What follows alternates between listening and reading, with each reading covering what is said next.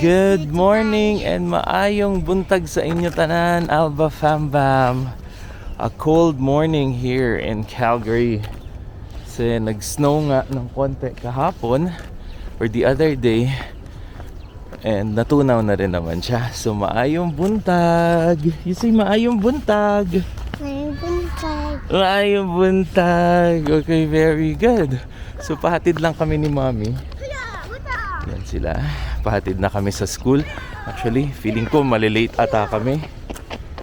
Kasi medyo matagal kami nagising, of course, from the weekend. Yan, so samahan nyo ulit kami, fam, as we start preparing or finalize our preparation going to our first vacation of the year. Very good. Let's go. Kuya, good morning, Kuya. Okay, crossing na kami ng pedestrian. Ayan ang aking Kuya Davon. Very happy kasi we're going to school today. Of course he's happy. Come on, let's go.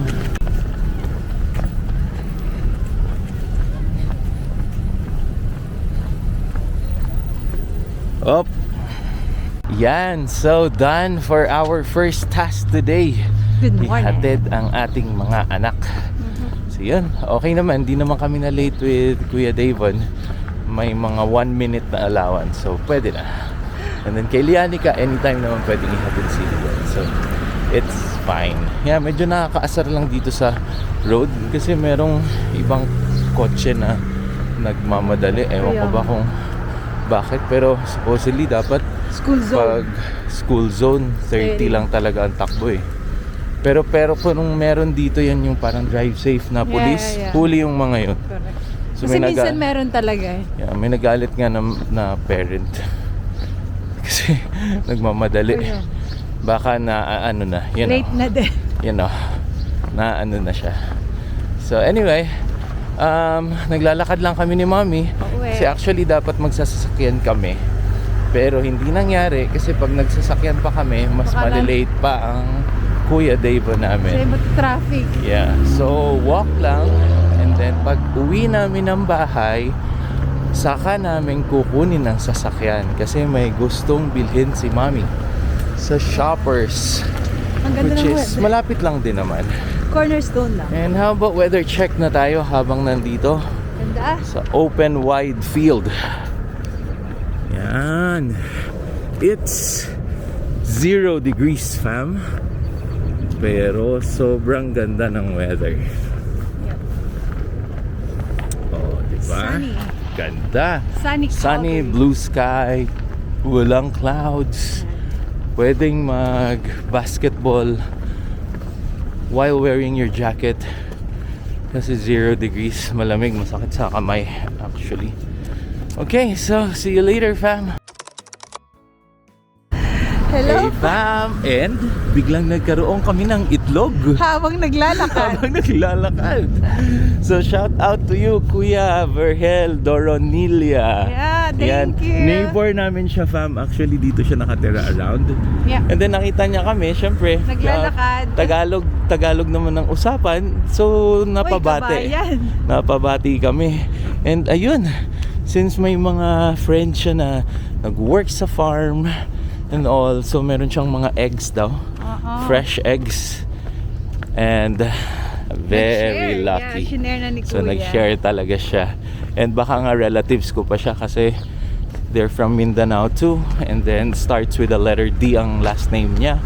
And more or less pag mga ganon, Relatives, Ilonggo diba? and all, galing kang Same area. same area, more or less relatives na kayo. Kasi ang mga lolo or lola parang nag-aasawahan na yan dati eh. So ayun, thank you Kuya Vergel Yes, bro. sa aming fresh eggs. Peewee eggs to, fam. Peewee eggs. Yep. Maliit na egg. Ayan. And si Kuya pala, ang work Ayan. niya Yeah. Ay sa roofing and renovation. Yeah, renovation. Yeah, so dagdag namin mamaya yung Yung contact number contact niya. number niya, yung Yep. calling card. Bait. Andito lang talaga sa kanto namin. Kasi Ang parang galing. 1 block away. Ang galing. Alright, fam. See you. See you. Dito na kami sa Shoppers. At last minute shopping si mommy. Mga needs, lotion, ano pa ba, insects lab, ang dami dong spiders. So pupuntahan natin. And yung anti-sharks din, mga great white shark. I'm kidding. Yan si mommy. Nakapangtulog pa kami. Gumising lang. Woke up like this lang tayo. And then, ano na agad? Yan, so dito lang kami fam. Medyo may music so baka makopyright. So I'll record later again. Hello fam! And break muna si daddy. But of course, need natin sunduin si Kuya Davon. Medyo late na actually kami ni mommy. Yan, naglalakad na si mommy. Nauuna na. We have 3 minutes para sunduin si Kuya Davon. And then after that, uuwi kami ni Kuya kasi magpapaganda si mommy. So malapit lang yung pupuntahan ni mommy for her nails daw. Sana pwede din ako. But then anyway, takbuhan na fam kasi baka malate si Kuya Davon at baka umiyak pa ang aking anak kasi walang sumundo sa kanya. See you later. It's so fast. Look how much meters. Wait, maybe this asteroid, like, crash down. Then it will be fire the whole city. Okay. So that's why. Nasundo na namin fam. So diretso na si mommy dun sa kanyang nails. Arte nails. Okay. So this is the facade of the school. As you can see lagi. So lakad lang tayo. At super sunny naman. As you can see.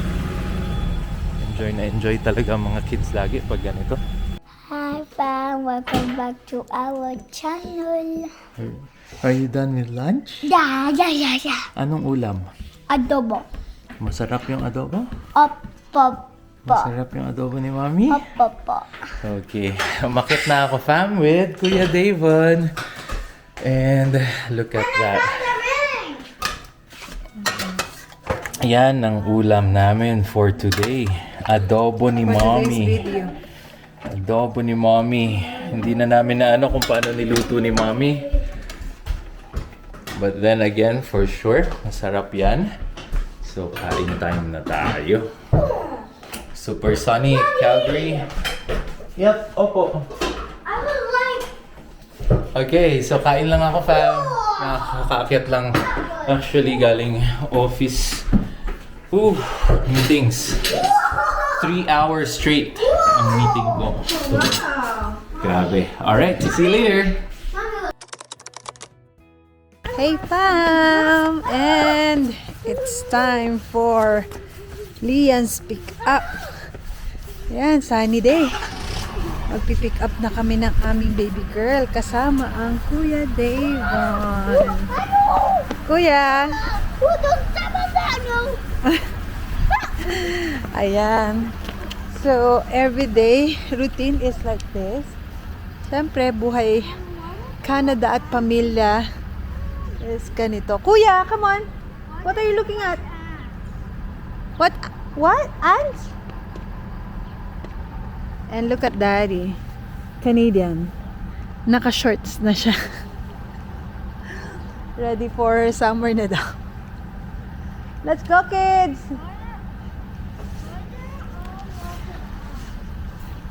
Look at Daddy. Naka-short na siya. Very Canadian. Pero malamig. Anong degree ngayon? It's 14 degree, 15 degrees. 15 degree naman pala. Kayang-kaya. Parang nasa Baguio lang. Wow. Ang ganda-ganda ng maglakad-lakad talaga. Summer feels na pero malamig pa rin yung hangin.